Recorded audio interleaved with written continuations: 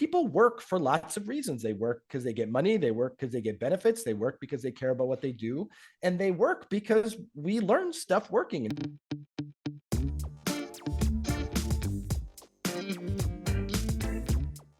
So Jaime, I came across this book recently called Failure to Disrupt by a gentleman named Justin Reich. Disrupt what? Well, a lot of things, but I'm glad you asked. Specifically, why technology alone can't transform education. Can I tell you about Justin? Sure. Okay, cool. Justin's a learning scientist and interested in learning at scale, practice-based teacher education, and the future of learning in a networked world.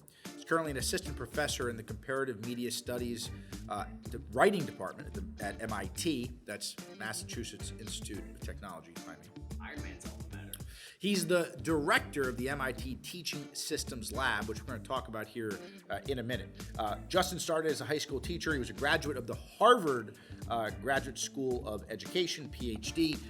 On top of a number of publications that specifically academic publications from Justin, he's also written for the Washington Post and the Atlantic. One of the things that caught my attention about Justin, other than just an awesome book that we should pick up, we'll talk about it later, and we'll talk about it here with Justin, is his overseeing of the MIT Teaching Systems Lab. I mean, it's a pretty cool concept. The lab designs, implements, and researches the future of teacher learning.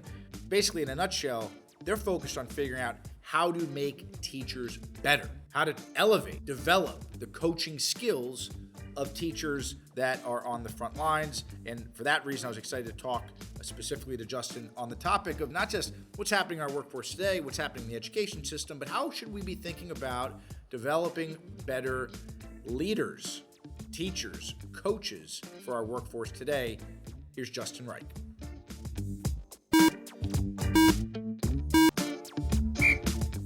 So I guess out of the gate, what's a learning scientist?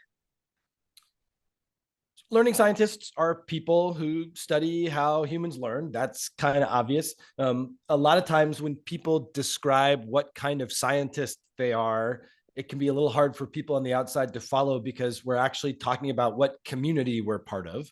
I'll give you a quick history of that, which is for a long time, the people who studied how folks learn were psychologists, particularly the field of cognitive psychology.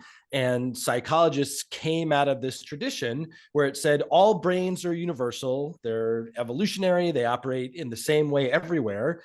So because that's true, we can just find like undergraduates and bring them to laboratories and give them learning tasks, and we can study learning that way. And people have discovered interesting things there. But there are a bunch of folks who said, there are some common features of all brains, but actually people are culturally pretty different. And the environments that we learn in matter a ton for the experience we have learning. You can't actually take a bunch of undergraduates and run little cognitive tests one at a time in a lab and have that necessarily translate into research that's going to help teachers in a classroom with 26 kids do what they do. So learning scientists are kind of a community of people who study learning, and they're particularly interested in the messiness of learning. They have a little bit of a suspicion of studying what happens in labs, and they're more interested in saying, let's build stuff and let's bring it into real classrooms or real online environments with real people who have something they're trying to learn and study what learning looks like in those contexts. I was reading up on the MIT Teaching Systems Lab, and you got to tell us a little bit more about it. I mean, it sounds like some pretty wild stuff. I love the word, I was a former football coach. So when I keep hearing the word practice bouncing around, and especially practice for teachers, I thought that was awesome. Yeah, so at the Teaching Systems Lab, we aspire to design, implement, and research the future of teacher learning. Most people that study education technology are interested in how students learn, which is great, but we are interested in how teachers learn.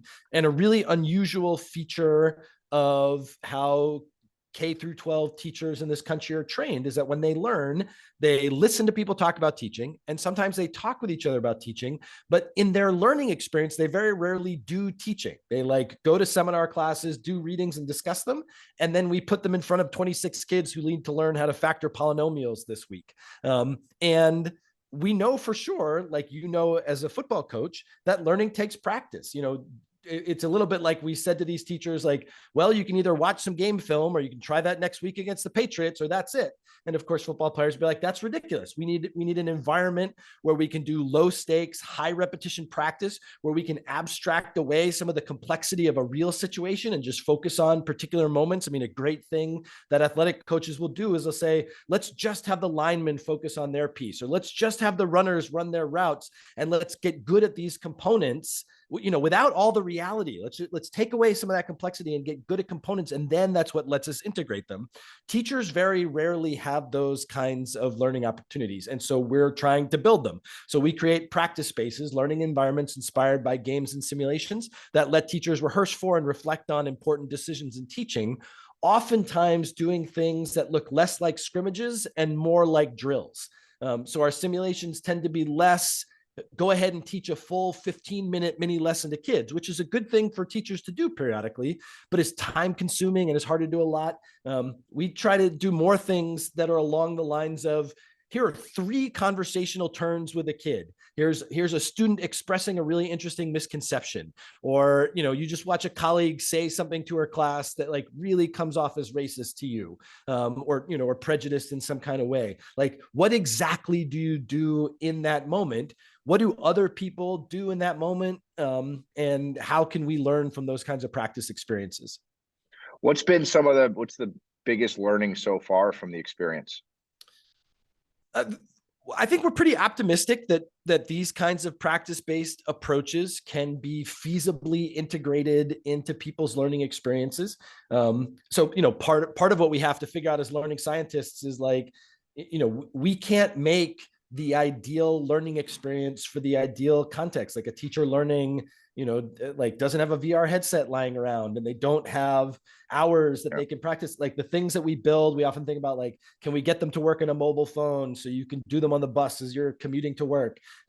Is it going to fit into a 25-minute prep period that you might have while you're at your school, or can you do it, in with your other assignments? So we have to try to make things feasible.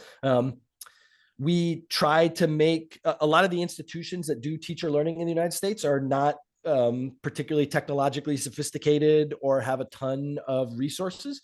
And so we try to keep the front end of our technology very simple. So we've asked a bunch of questions like, if we want to help really immerse you into a classroom scenario, do we need video, or can we do it with images? Can we do it with text? Some of the things we find, for instance, if you're teaching math teachers, if you want to get them really in the head of a student, having a really realistic image of a piece of homework or classroom that they might be working on, that might be more important than like seeing an image or having a video of a kid explaining things. Like what feels really authentic is like, yep, I've definitely seen kids make that kind of really funny misconception.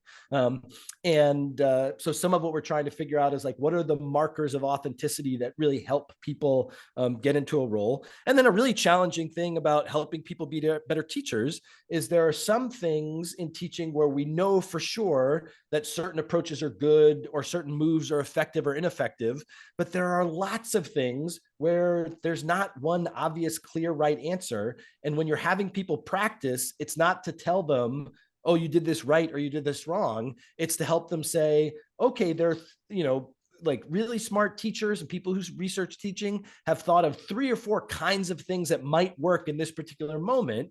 Which one did you think would work in this scenario and why? What did your colleagues think would work and why? And different fields are like that. There's probably things in, probably some of the companies that work in customer service, they might say, okay, for a particular kind of hostile interaction, we really just want you to follow like this kind of script to get past that. And then we could, like in this kind of practice environment, you could evaluate people like, okay, did they do the script that we tell them to do or not? And there's probably other things where you might say like, okay, for this kind of challenge, there's really like one of a few ways of being able to resolve it. And we want you to use your judgment, your own personality, what the customer is saying or doing. Some teaching challenges kind of tend to fall into those 2 broad categories. And so some of our research is figuring out, how do you practice for things where we know where there's a right answer, and how do you practice for things where we're not sure that there's a right answer?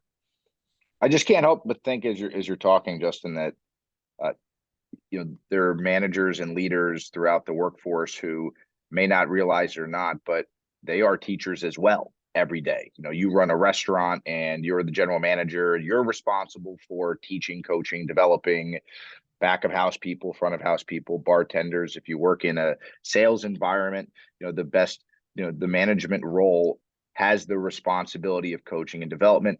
Unfortunately, in our workforce today, in all industries, we don't always promote the best teacher into that management role. Oftentimes, it might be the best executor who gets that promotion and is then put in a position to teach, coach, develop, train, and so on.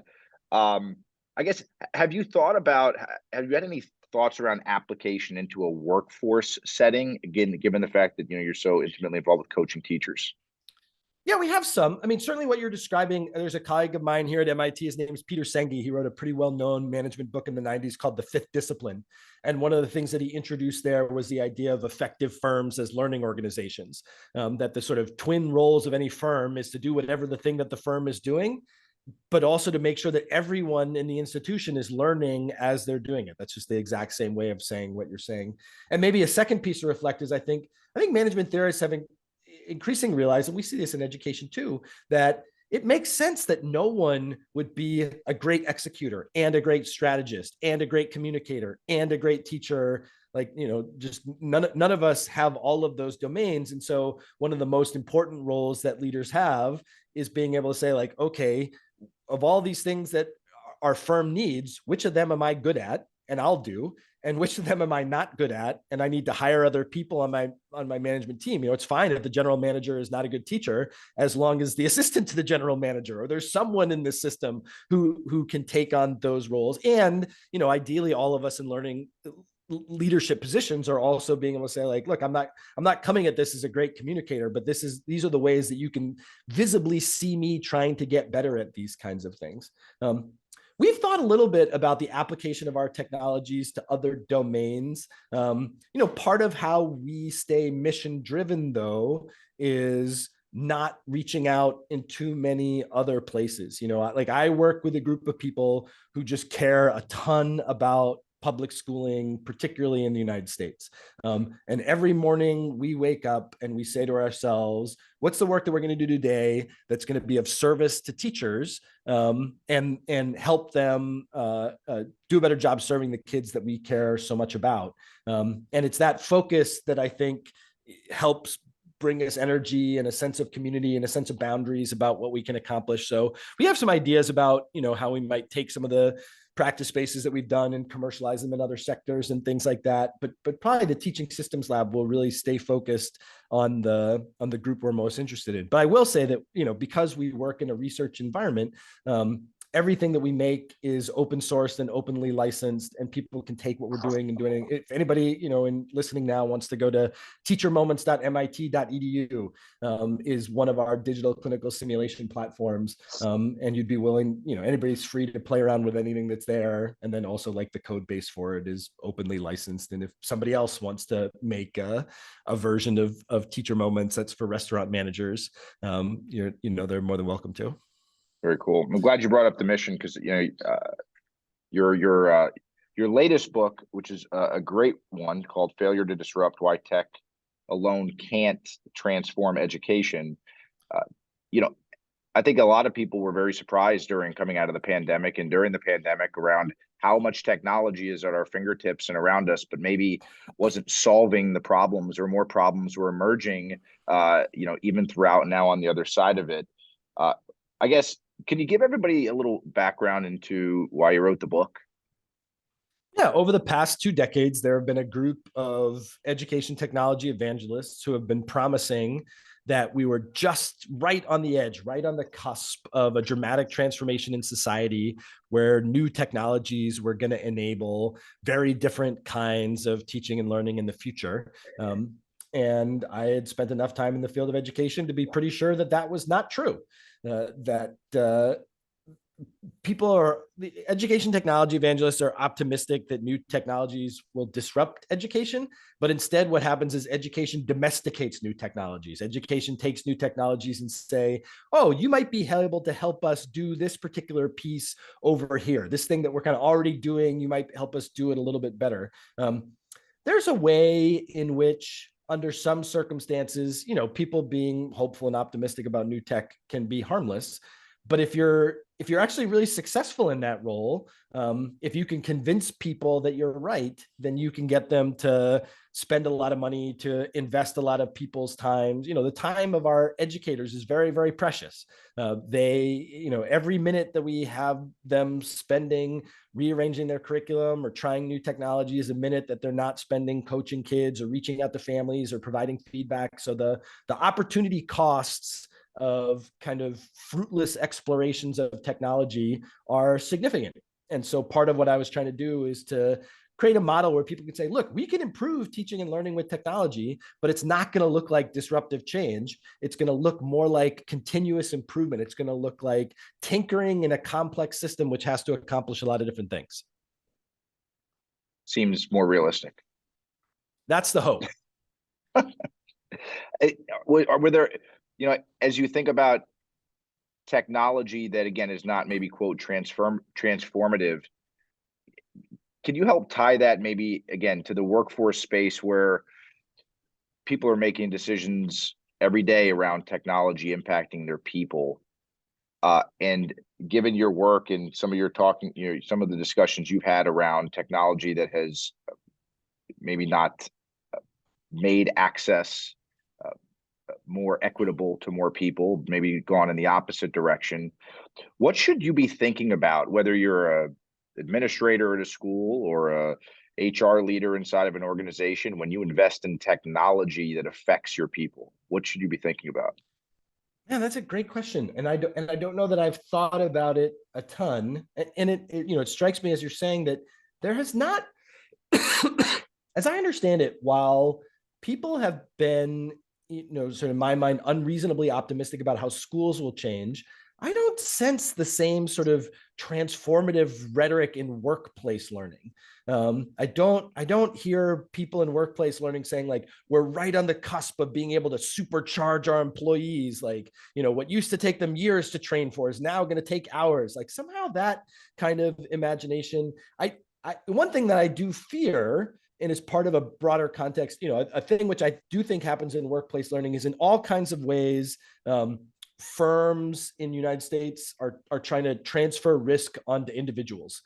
So this was like the shift from defined benefit pension plans to defined contribution 401k plans. Kind of everyone's on their own. You can see a parallel happen in workplace learning where I think there used to be more of an expectation, like if you come and join the firm, we're going to teach you how to be a participant in the firm. And now there's more of a sense of like, all right, guys, you got to go out there and like get your own education and come to us prepared. And that's a bit like firms sort of de-risking, taking responsibility that they used to hold as cultural institutions and say, all right, individuals, you got to figure that out on their own. So I'm sort of optimistic that if there are, there are lots of ways to improve the human experience through education. There are lots of ways that technology can help improve that experience. And, like people work for lots of reasons. They work because they get money. They work because they get benefits. They work because they care about what they do.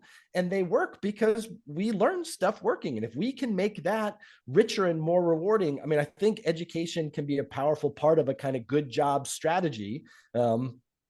And that can be good for firms. That can be good for firms' bottom line, but it can also be good for society, for people to say like, oh, it would be great if, as we leave school, we leave university, we leave trade school, we go to places where we say, oh, neat, the very best institutions in society are going to be ones where I can expect as an employee to continue my learning and growth. It makes me think of what's the line that you're supposed to send the ladder, back down. And I bring that up because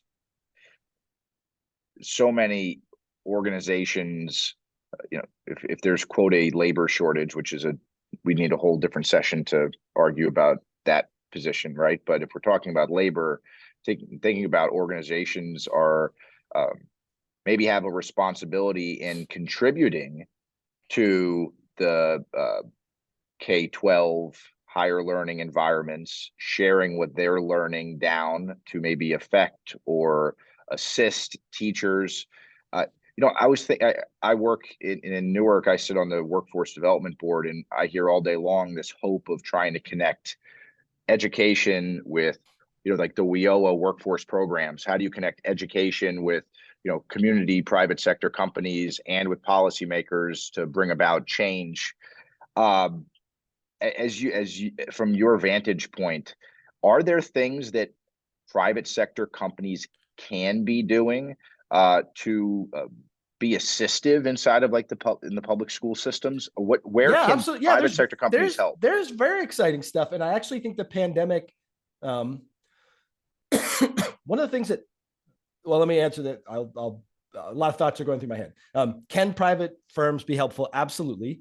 Probably easier to do in bigger cities where most larger cities have some kind of business collaborative that has some sort of experience interfacing with the public school system. So in Boston, I think we have the Boston Private Industry Council. Other cities will have other kinds of institutions, and they're matchmaking institutions where there are certain schools in the system that say, here are the ways that we're going to create vocational tracks, and sometimes directly through vocational schools, where kids choose to go to that kind of school and through high school. But there's also lots of high schools that are trying to make sure that career and technical education, internships, those kinds of things are made available. And again, I think companies can really benefit from getting early access to potential employees, finding out who are compelling people. But then I also just think, like, lots of people, depending upon your firm, but lots of people in a firm will be like, hey, having young people around and teaching them our trade and having them learn it is satisfying. And like, young people are extraordinarily talented, and it's nice having them around, and they help us get work done, and they're learning and getting credit and all these kinds of good things.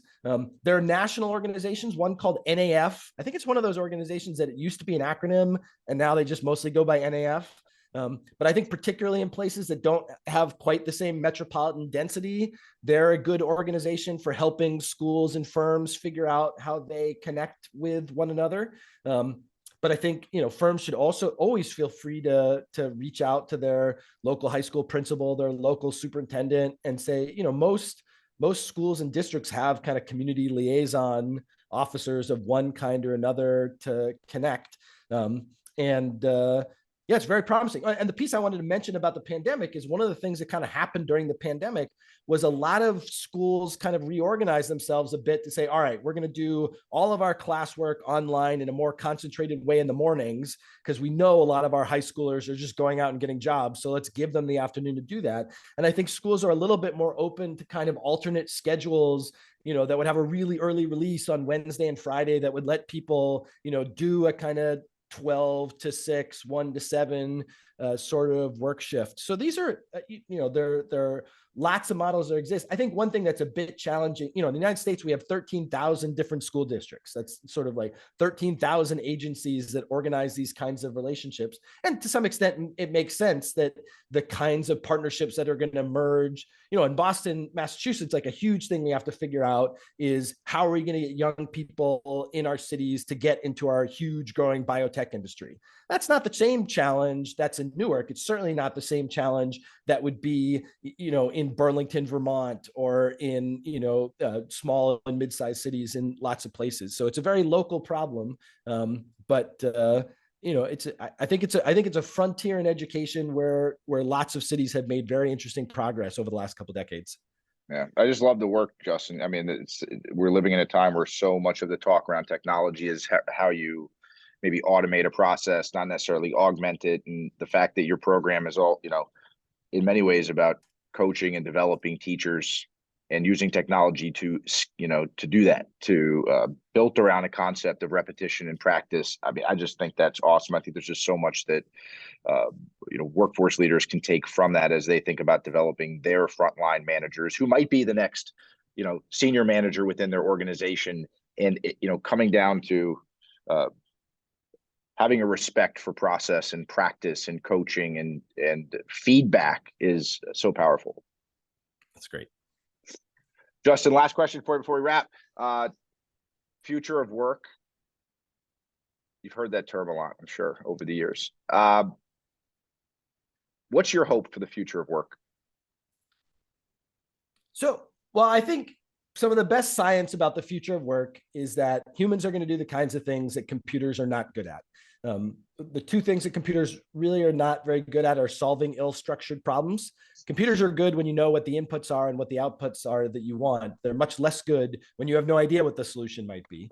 And then computers are not very good at complex and persuasive kinds of communication. Those still remain the domains of humans. So as we think about, as an educator, as I think about preparing young people for the future of work, I think about how do we give them the skills to do ill-structured problem solving and to do complex communication. My hopes for the future of work are that we really think about what is the kind of livable, sustainable society that we want to live in. The winters in Burlington, Vermont, a little bit north of here, are 7 degrees warmer Fahrenheit on average than they were 30 years ago. And so we need a future of work which can lead to a livable planet. And we want to have a future of work where people don't feel themselves kind of trapped in wage slavery and rat race, but feel like what they're working towards is, a more humane civilization where people lead better lives. A line that I heard recently was, we got sold the idea that a really magical future would be one where we all have like private airplanes, but maybe like a really magical future is actually one where we all have awesome public transportation and good healthcare and like nice vacations, and the work that we do find is meaningful to one another. And not every individual firm can do that by itself, but we can all be thinking to ourselves, like, how would we create work environments in which the work that we're doing together feels like it's a livable and sustainable vision of the future. Justin, thanks for taking the time. It's my pleasure, Sam. Best of luck. Thanks.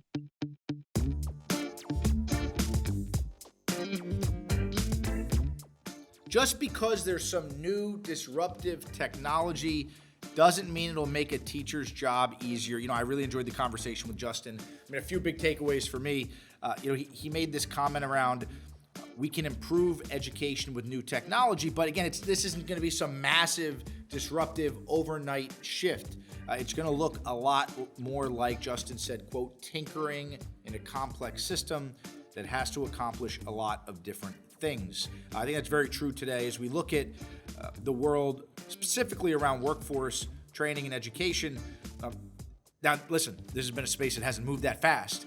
But with the amount of technology now available, we see organizations, some that have realistic goals and some that think that things are going to change dramatically overnight. So I think it's a really powerful piece of advice and perspective from Justin on, change happens little by little. It also happens by trying a lot of different things. And it's no one product that's going to solve everybody's problem. It's probably going to be a bunch of stuff. The second thing he said, which was hit home, and it's something we've talked about and had a lot of guests here talking about, is that most teachers don't really ever get opportunities to practice teaching. This concept that oftentimes in our workforce we take the best person, the best seller, and we make them a manager who's now responsible for coaching and development. It's the same thing in the classroom where teachers oftentimes learn to teach by teaching in real time, but they don't necessarily get an environment where they can practice teaching. With that, and for that, I'd recommend checking out what Justin's doing at MIT. Some really awesome resources online through the work that they're doing. And remember, the things that they're exploring and navigating have a direct application in our world if you are a leader out there in a workforce training environment. Also, it's going to help you get a line of sight into what the next wave of workers coming into your workforce will have experienced. So if you haven't already, head on over to your local bookstore, pick up Failure to Disrupt: Why Technology Alone Can't Transform Education. Forbes called it a must-read for the education space. What do you think, Jaime? I'd listen to that. I'd listen for you. I would listen to them too. That's all we got for this episode of Bring It In. Now don't forget to subscribe to Bring It In so you never miss an episode. We've got some awesome guests lined up that you're not going to want to miss. Now, back to work.